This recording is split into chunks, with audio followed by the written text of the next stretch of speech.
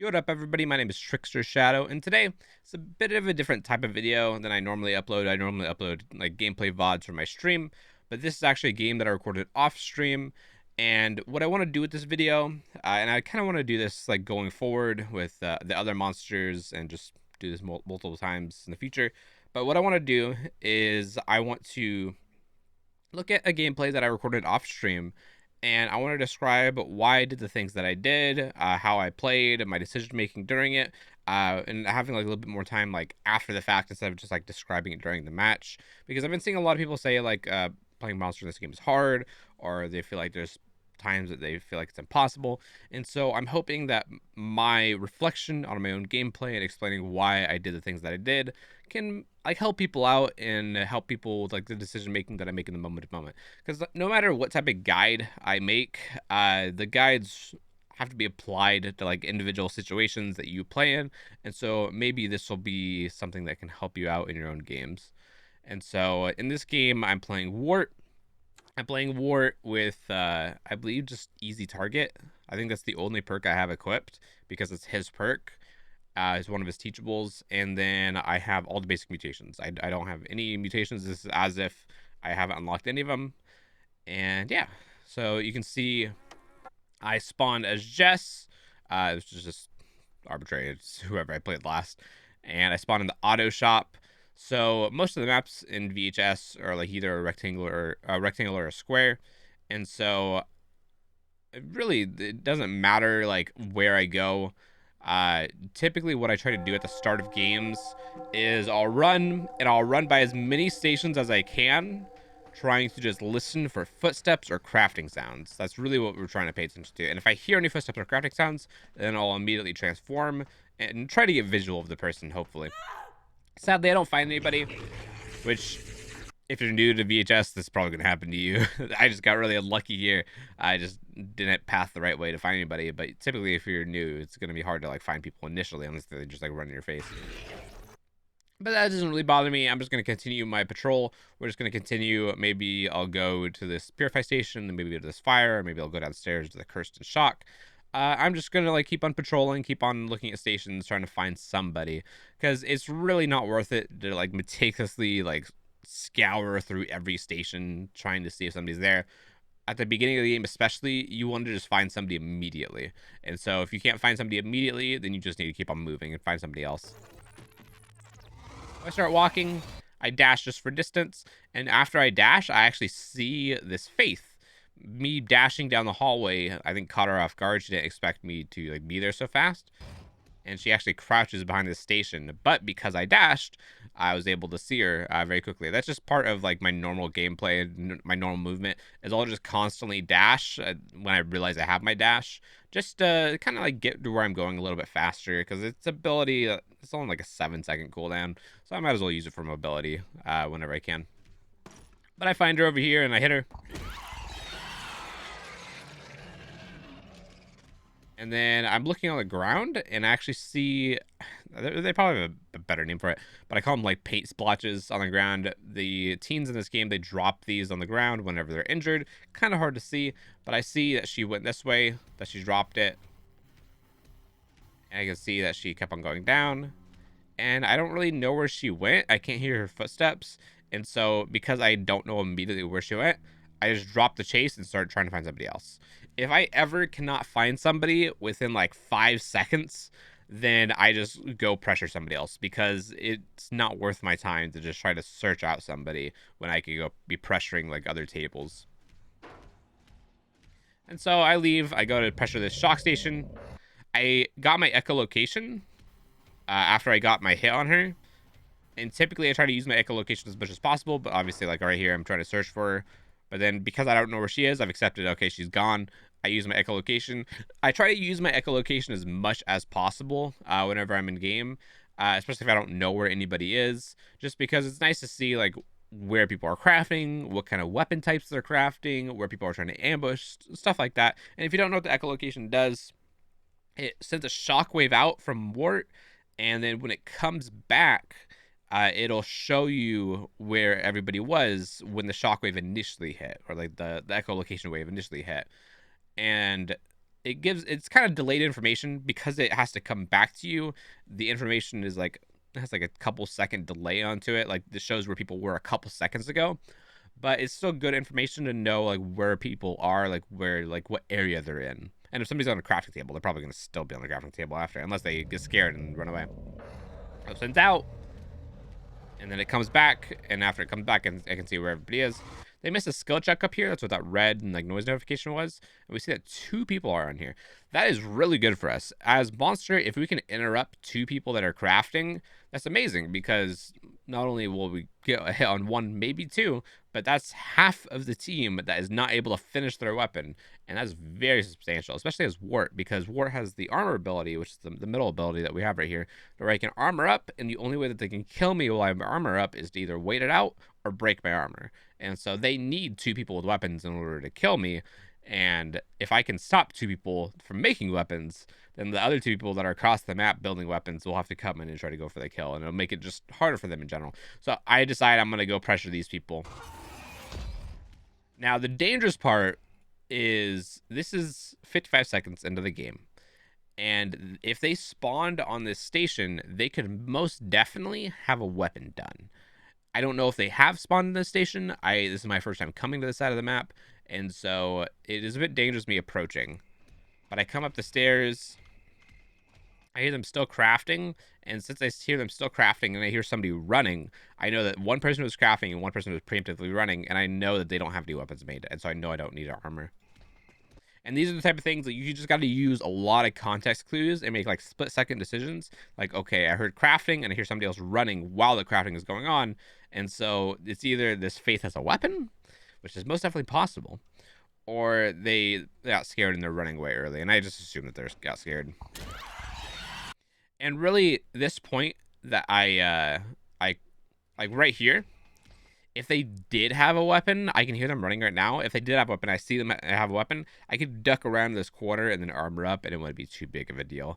Really, I want to try to get visual confirmation of like if they have a weapon or not before I push into this loading bay or before I push through these doors. I get a hit on her, and I decide instead of searching for the other person and trying to get like a second hit on somebody else, I'm just going to confirm the down, which I think is the much safer option. I get a hit on her, and one thing you may notice, and I'm just going to like over-explain everything. My rage bar, accumulates over time just passively, but I also get rage, a substantial amount of rage every time I get a hit. But when I down somebody, when I down this Faith, I lose all of my rage. And the reason for that is if you become full enraged, if you felt the bar all the way, then you have an insta down to where you can down anybody even if they're fully healthy. But if you get a down at all, then it resets. It's basically like a means of like helping you out, helping you along with the match to prevent stalemates. And so if you're actually not having stalemates, if you're already downing people, then you don't really need rage, and so that's why it goes away. All right, so I echolocate since I have it available again because I want to see where everybody is. And so off this echolocate, we can see. Here, wait, let me. Off this echolocate, we can see somebody's making a cursed. We can see somebody's making a shock. And we see that this person is running back to their fire station. And so because they're running back to it, I'm guessing that they don't have their weapon done. And so I push into here. And I'm walking around trying to see if I can hear footsteps. And it's very, very quiet. I have some decent headphones, but it's very quiet. But you can hear breathing. You can hear somebody breathing. So I open this locker, not in there. In there. Very unfortunate. Extremely unfortunate. So after I down this person, I dash to this corner. The reason why I dash to this corner is because I don't know who has finished a weapon, and that corner is typically like an ambush spot. And so I typically dash at that corner to just try to like stagger anybody that may be waiting for an ambush or to try to catch them by surprise. Nobody's right there though. I end up going through these classrooms because I don't really like going through the main hallway as much unless I know nobody's by me. Because if you go through the main hallway, then you could be setting yourself up for an easy ambush. So it's usually better like bob and weave through like the other classrooms instead of going through the main hallway. echolocate again to try to see where everybody is. And the reason why I'm getting my echolocation so often, especially, is because I'm getting hits. Every time you get a hit in this game, you'll pay attention. I'll point it out the next time I get a hit. Your powers actually go on cooldown. Like they have a faster cooldown, so they're not on cooldown for as long. But when I do the echolocate, I can see that somebody is going to the gym bathrooms to pick them up. But I start hearing this sound, and you may not recognize the sound. A sound that you hear right there, that is the sound of somebody summoning a helicopter. And so because I hear that, I just armor up. We hear the helicopter getting sent out. But they see that I armored and so they let go because they know they're not going to be able to damage me. And the person with the helicopter is right here. And so that's a very easy chase. The helicopter is a weapon that can't really be summoned and chased very easily. And so I know I can commit to this person. I'm looking at the paint splotches on the ground. I was going to dash, but then I saw him waiting. I dash again, knock him down. And then I start feasting. Actually, I may have all-consuming. I think I have all-consuming an easy target. Yeah. Which all-consuming, you get your rage faster. I believe that's a Wart teachable as well. Could be wrong. So I get about 2 hits worth of rage, and then I stop feasting. The reason why I stopped feasting is because I could hear somebody coming up. Kind of hard to hear through the audio. Yeah, I started hearing footsteps. And so I back up. I echolocate. I steer into these bushes. I see the face right there with the sword. I armor up after getting out of the way of the sword. Push up. And I see this person has a Molotov. And they threw their Molotov and they still have another one. And so I make kind of a dangerous play. But it's a smart play. A lot of people run the mod for the Molotov where they have 2 Molotovs, but it just takes longer to craft. But one thing with Wart is if you have your armor up and you eat the fire of their first Molotov, it'll break their second Molotov, because if any team ever uses their weapon to break armor, it breaks their weapon, even if they have remaining charges. And so that's what I do right here. It's kind of dangerous because if the person with the sword comes up, they could easily murk me. But I do this to get rid of another weapon. There we go. Easy enough. And the Faith knows that my armor is now down, so she's pursuing me knowing that I can't protect myself. And so I have 2 choices here. I could either run away or I can try to engage her. Running away is the safest option. It prevents me from getting damaged, prevents me from potentially dying, but I don't choose to run away. The reason why I don't choose to run away is because if I can get her weapon out of her hand by downing her, then I have full control of the match. Like, no matter what they do, they have no weapons right now because both these people are down on the ground. This person, I broke their weapon by using my armor, and this is the only person left that potentially has a weapon, and it's a pretty strong weapon as well, the sword. The sword is very strong at kiting Wart because you can just, if Wart's chasing with his armor, you can do a single slash, and it slows them down so much, and it's very, very powerful weapon. But what I do here is I don't run. I decide, in fact, I'm not going to run. I'm going to push back to this L-shaped bush because I know that she's not going to be able to hit me here. I know in order for her to hit me, she's going to have to push all the way up and get close enough in order for me to slash her. And so I get right here. I act like I'm going to the left, and then as soon as I act like I'm going to the left, I start running at my pounce, and I pounce right into her. She corrects at the last second, tries to slash, and I start to get slowed down, but at that point, I'm already so close that I get a hit. And so within 3 minutes of the match, I have 3 people down and 1 person injured, and I could probably end the match within the next 60 seconds by finding the last person, especially considering that my abilities are off cooldown.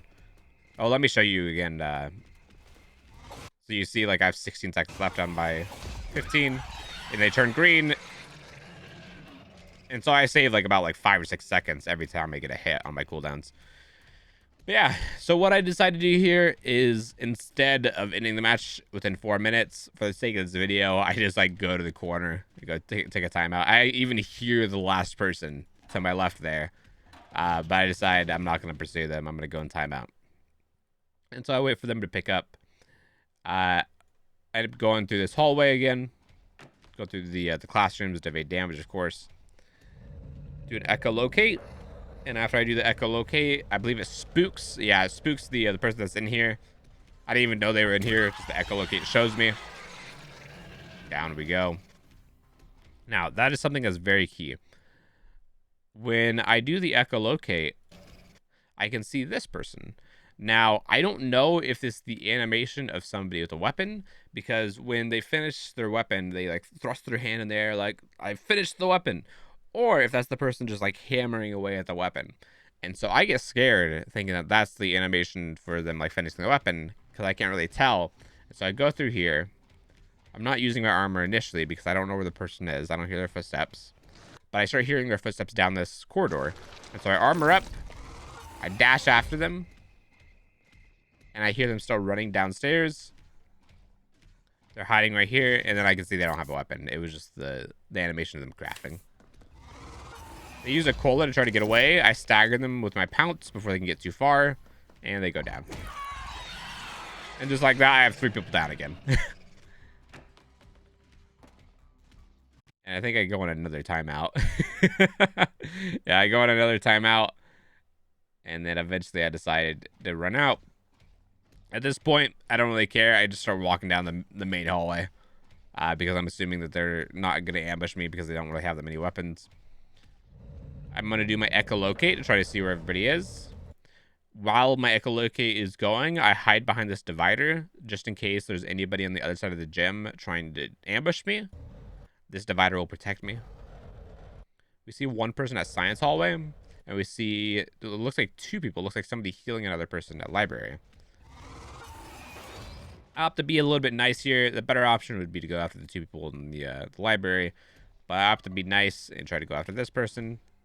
I search the bathrooms, and I also go through the bathrooms to evade weapon damage in case somebody's waiting at the corner at the end of the hallway.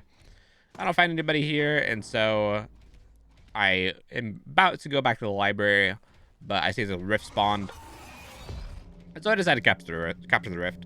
So if you don't know what the rift is, the rift spawns, I believe it starts spawning more often at a certain point in the match. I don't know what point at the match it starts spawning more often, but I believe it's probably like the 5-minute mark. It starts spawning, and it spawns mainly when nothing is happening. If the monster is not been damaged in a while, either like their armor getting broken or like the monster getting killed, or if the monster hasn't gotten hit in a while. If stuff hasn't happened to progress the game, then the rift will spawn. And what the rift mechanic does is whoever captures it, whatever side captures it, if they capture the rift, then they can see the other side for 60 seconds. And so if I capture it, I can see the teens for 60 seconds, at least like while everybody's alive. I believe it's shorter if there's only like 1 person. But like I can see aura reading on them. I can have wall hacks on them for a while. And then if the teens capture it, they can have wall hacks on me for a while. And there's also a secondary effect of the rift, which I'll be able to show you here. We're waiting for the rift to spawn, because it indicates where it is before it spawns. So we get our easy target value. Easy target is when is a perk for Wart, and you can use it on anybody. It's a teachable. To where when 3 or more people group up, we can see their aura for a couple seconds.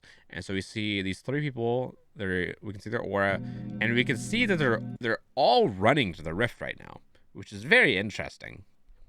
But I choose not to armor. I can start to hear them, their footsteps, and I'm about to capture it, and I'm still not armoring. And the reason I'm not armoring is because anybody that is within the immediate vicinity of the rift when it's captured by the other side, they will become staggered and they won't be able to use their abilities. And so if I was by it when they capture it, it would break my armor. If I had my armor up, it would stagger me, make me go really slow, and make it where I can't swing. And same thing for the other side, to where if I capture it and they're nearby, they get staggered and they can't use their weapons, and it makes them very vulnerable. It pretty much punishes them for not committing and like going in for the kill. And the reason why that is I think the reason why they have that implemented is just so people can't like corner you in an area and you capture the rift, and then your rift capture means nothing because they have you cornered. I think it's the reason why that is. So I see the 2 people that are unarmed. I don't know why they pushed the rift, but they're unarmed. And I decided not to go after them. I decided to go after this person instead that has a weapon. I'm assuming that a disruption is going to end soon. It only lasts a few seconds. It does end. I get my armor ups because they have a weapon. I don't want to die to the weapon. I end up pouncing, try to get some distance, and they end up breaking my armor. which is kind of a bad decision. What they really should have done is they should have just tried to kite me. And by kite, I mean like do like 99% damage. So what they could do here is they could stop damaging right there and keep on running. And while this bar goes down, so like no damage, then I would be slowed down the entire time while the bar is going down, and they could make a little bit of distance and then turn around again, damage me more if I keep on following, and so on and so forth, and just kind of wait up my armor because my armor's on a timer. But they end up breaking my armor. It's fine with me. I get an easy hit. Immediately after I get the hit, I immediately dash, assuming that they kept on running forward, and they did. Again, pretty much most of my tracking is just assuming where people are going to go, and if I guess wrong, then I go try to find somebody else. I don't really worry about it too much. They got into the courtyard. Now, this is dangerous because I saw the two people unarmed, but there's one person, I believe it's the Jess, I haven't seen in a while. And so the Jess most definitely could have a weapon. There could be an ambush happening, and this is a very risky chase for me to be taking. I really should echolocate so I can see if there's an ambush, but I decided to be greedy and chase down this person. But if I died here, it'd be very understandable because, like, there's somebody around with the weapon. I just don't know where. But after I down, I echolocate. And surprise, surprise, we have the two people in the library again. Seems like they really like that place. And I armor up because I don't know if one of these people is the Jess with the weapon. I also don't know if the Faith's maybe finished her cursed weapon. I see two things right here.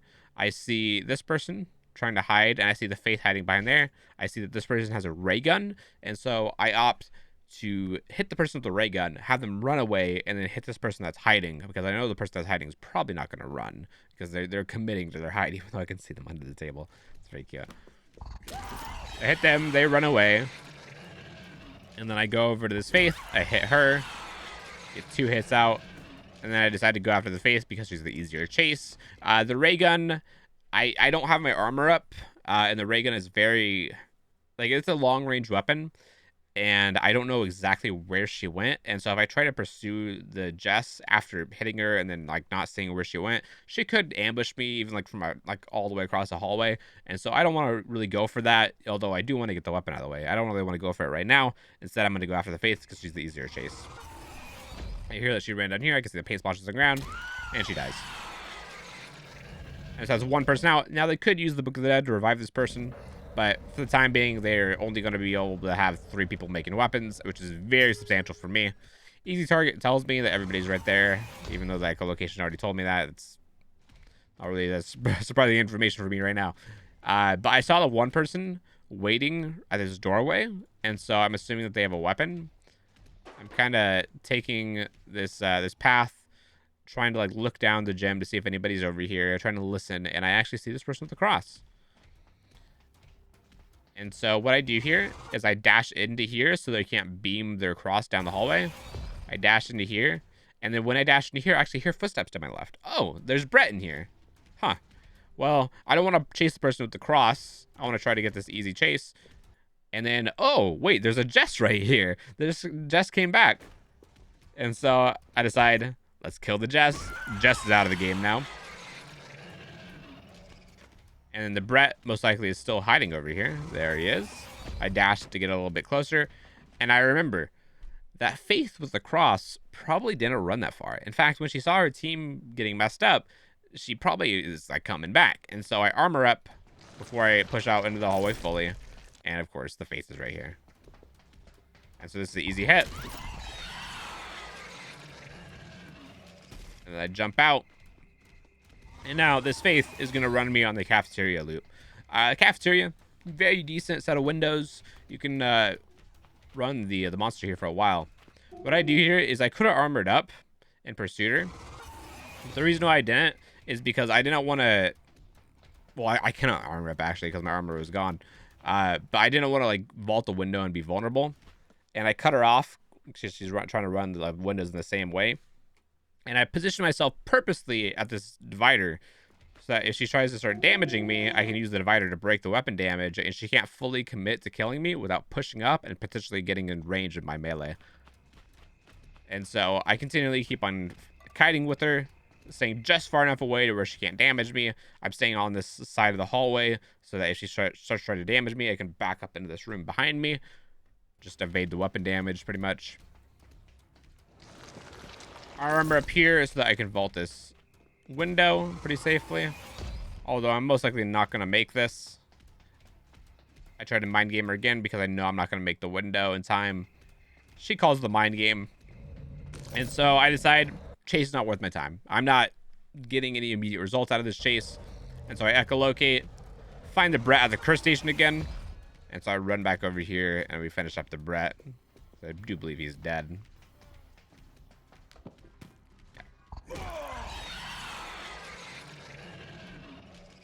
And so now we just it's just the Faith and I. And so there's two things that I could do here. I could try to either like try to outgame her and try to kill her, even if she's like running the windows, which are very strong. Or I could just eat the weapon and then just kill her immediately after, because I have 4 stigmas left, and which these purple indicators indicate like I haven't lost any stigmas. I still have 4 lives. And so I could just eat the weapon and then just kill her wherever she tries to craft next. But I'm going to try to play it safe. I hear her in these bathrooms. I hear that she's vaulted. And she went far enough away where I kind of gambled. I assumed that she wouldn't like come back. And so I just vault it. I'm going to dash, assuming that she won't wheel back around. I armor up because I'm pretty close to her. And she could decide to try to ambush me. And we get close enough to where we land a hit here. And now I vault it very safely, because when she gets hit, she's disrupted. She can't use her weapon immediately.